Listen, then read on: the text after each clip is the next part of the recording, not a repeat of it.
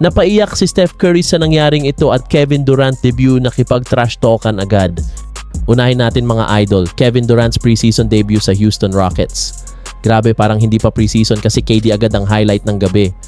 Sa laban nila kontra Utah Jazz, bumira agad si Durant ng 20 points sa loob lang ng 23 minutes, shooting 7 out of 10 sa field. At syempre, panalo agad ang Rockets sa score na 140-127. Kasama niya sa opensa sina Alperen Sengun na may 13 assists at 13 points, si Amen Thompson na may 19 points, at Jabari Smith Jr. na may 18 points. Pero hindi lang performance ang usapan. Nagkaroon din ng init ng ulo sa pagitan ni Durant at rookie ng Jazz na si Ace Bailey. May sinabi daw si Bailey at sinagot siya ni KD ng matindi. "You're new here. You brand new here, boy.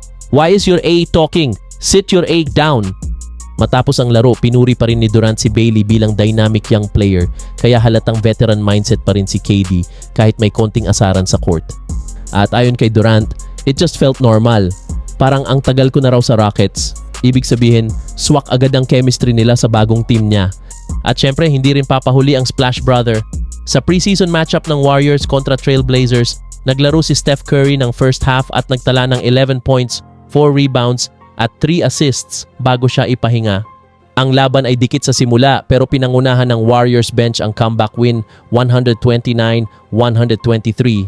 Ang mga bagong rotation ni Coach Steve Kerr ay sinusubukan pa lang pero makikita mo na kahit preseason pa lang, handa pa rin si Steph magpasabog kapag regular season na. So ayan mga ka-hoops, Durant sa Rockets, Curry sa Warriors, parehong handa na para sa bagong NBA season. Kung ganito kainit ang preseason, paano pa kaya pag regular season na? Don't forget to like, share, and subscribe para lagi kang updated sa mga NBA balita, trade rumors, at game analysis. Peace out!